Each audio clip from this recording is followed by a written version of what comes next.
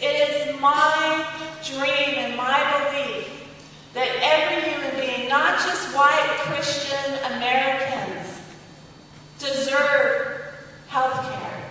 Single-payer universal health care. They deserve a good education. Everybody deserves a roof over their head, clean water, good and plentiful food, the right to unionize, the right to organize is a fundamental human right. And we can do it. But it's going to take us putting ourselves in between our children, their future, and the war machine. We were warned about it when I was 4 years old by Dwight David Eisenhower. We were warned about the military-industrial complex. Since that time, it has taken over every aspect of our lives.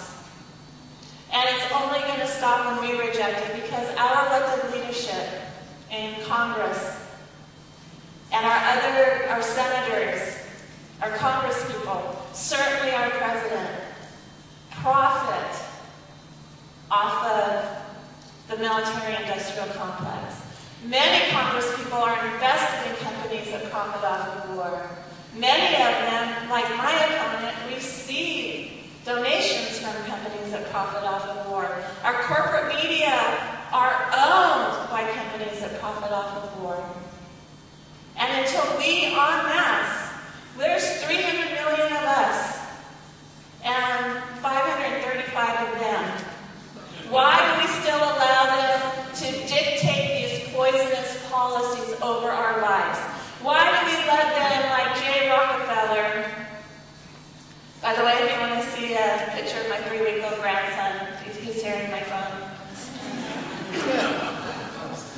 Jay Rockefeller and the second part of the Senate investigation on the intelligence that just came out, that said not only was the intelligence faulty, but the Bush administration knew it was faulty.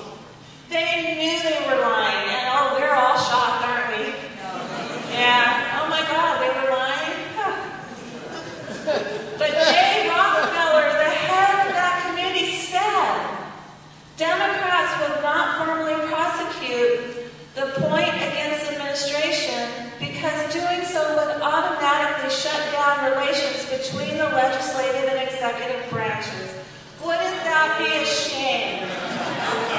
Wouldn't that be a shame if Congress, the legislative branch, had to distance itself from the war criminals of the executive branch?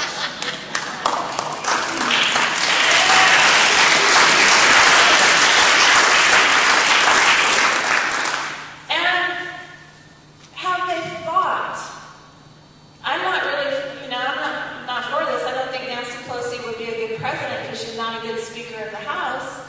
But if they impeach Bush and Cheney, they'll have a Democratic president, like right now, today. They don't have to wait till November or January. They would have a Democratic president today, if that's their goal. And if they think they could get more done, they should be impeaching today. Well, anyway, Jay Rockefeller continues. It would mean nothing else, whether it's clean air or FISA would get done, he said. What does he want to do with FISA? They just gave George Bush more power to spy on us. What does that mean? That they're going to increase? You know, these oppressive, dictatorial police state powers over us? And they wouldn't be collaborating with the White House? You know, they need the White House's collaboration to do that? It's like pressing for impeachment. It's a grand act with only 5 or 6 months to go. It's a futile act, and it's a wrong act because we do have business to do. Their business, our government's business, is never good business. You know, they approved torture. They've approved George Bush spying on us. They've taken away our rights to habeas corpus. They've institutionalized torture. So this never good business. I think it would be good if it was shut down. And didn't Bush already do that?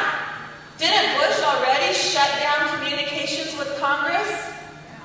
Didn't Bush already make Congress irrelevant with their help?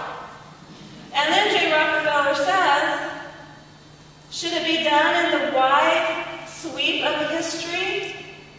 Yes. Should it be done by us now? No. So what they're saying is there are grounds for impeachment, but they have more important things to do. Wow. I was on a radio show this morning on NPR. A man from this area called, and he said, I'm just waiting till November.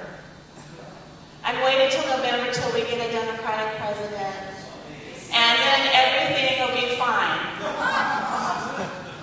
Well, first of all, even if that were true, this is June. That's, first of all, 5 more months, and we get a president-elect. And I hate to tell everybody, but it might not be a Democrat.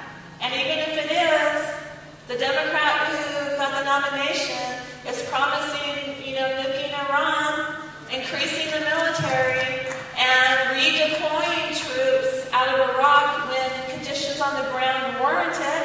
That's exactly what George Bush says.